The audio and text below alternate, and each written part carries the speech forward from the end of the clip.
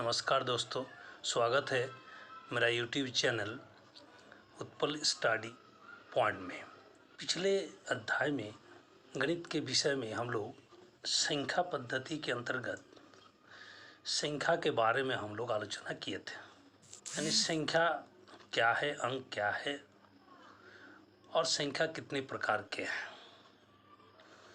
संख्या के प्रकार जैसे प्राकृतिक संख्या, पूर्ण संख्या, सम संख्या, विषम संख्या, अभाज्य संख्या, भाज्य संख्या, परिमेय संख्या, अपरिमेय संख्या, पूर्णांक संख्या और संपूर्ण संख्या के बारे में हम लोग पढ़े थे, लेकिन इनकी परिभाषा नहीं पढ़े थे।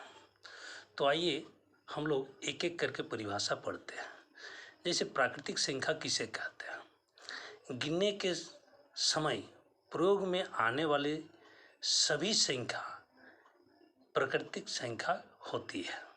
इसमें शून्य शामिल नहीं होता है। जैसे 1, 2, 3, 4, 5, 6 अनंत है, यानी अपरिभाषित। इसलिए इसमें अगर देखा जाए कि सबसे छोटी प्राकृतिक संख्या 1 हुए और सबसे बड़ी प्राकृतिक संख्या अगर कहा जाए जो अपरिभाषित है, यानी इन्फिनेटिव के रूप में लिखा जा सकता है।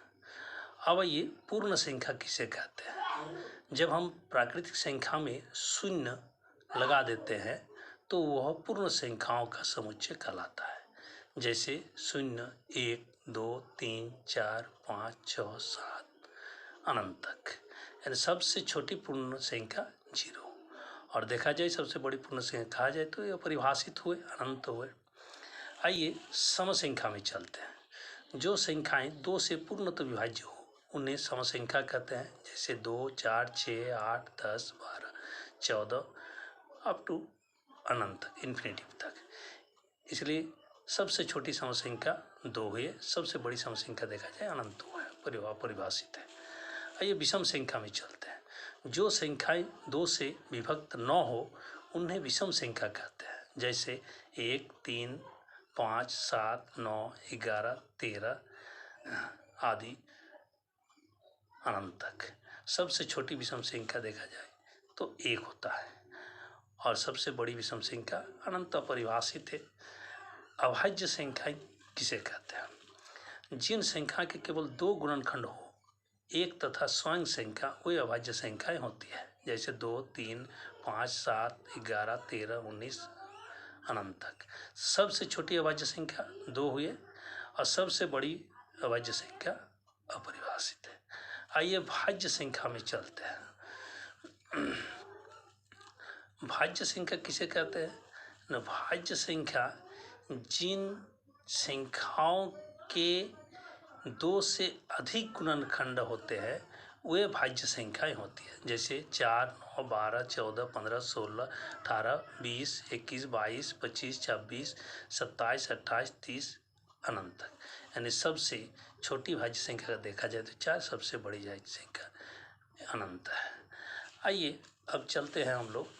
परिमेय संख्या हुआ आपका वे संख्याएं जो भिन्न के रूप में हो, अर्थात परिमेय संख्या बराबर भिन्न बराबर अंश बटे हर, जहां अंश p और हर q पूर्णांक हो एवं हर q डज नॉट इक्वल 0 तो उन्हें परिमेय संख्या कहलाता है। जैसे 0, 7, 5/9, -1/3, -6 आदि। सबसे छोटी परिमेय संख्या हुआ 0, सबसे बड़ी अपरिमेय संख्या अपरिभाषित है। अब आइए अपरिमेय संख्या में चलते हैं। वे संख्याएं जो भिन्न बराबर अंश बटे हर के रूप में नहीं होगा उन्हें अपरिमेय संख्याएं कहलाता है। जैसे √2, √3, √5, √7, पाई आदि। सबसे छोटी अपरिमेय संख्या √2 है और सबसे बड़ी अपरिमेय संख्या अपरिभाषित हुए। अब ये पूर्णांक संख्या किसे कहते हैं? न पूर्णांक संख्या 0 से बाईं ओर की समस्त ऋणात्मक संख्याओं एवं दाईं ओर सभी धनात्मक संख्याओं के समुच्चय को पूर्णांक संख्या कहते हैं। यहाँ दिखाया गया है कि बाएं की ओर बीच में 0 हुआ और बाएं की ओर सभी ऋणात्मक संख्या हुए और दाएं की ओर सभी धनात्मक संख्या हुए। अब ये जो एक समुच्चय बना है, इस समुच्चय को ही हम लोग पूर्णांक कहते हैं। इसको संख्या रेखा पर हम लोग दिखा सकते हैं। आइए देखते हैं संख्या रेखा पर कैसे इसको दिखाया जा सकता है। जैसे ये 0 है, बाएं ओर सभी संख्या ऋणात्मक संख्या को दिखाया गया है और दाएं ओर धनात्मक संख्या को दिखाया गया है। अब आइए सबसे छोटी पूर्णांक संख्या 0 और सबसे बड़ी पूर्णांक संख्या अपरिभाषित। अब आइए हम लोग संपूर्ण संख्या पढ़ते हैं। संपूर्ण संख्या किसको कहते हैं ना? संपूर्ण संख्या वो संख्या जिसके सभी गुणनखंडों का योग उस संख्या के 2 गुना हो, एक संपूर्ण संख्या कहलाता है। जैसे 28। अब देखिए 28 का गुणनखंड जो संख्या 28 को भागा जा रहा है, जैसे 1 2 4 7 14 28। अब देखिए परिभाषा क्या कर रहा है कि वो संख्या जिसके सभी गुणनखंडों का योग उस संख्या के 2 गुना हो।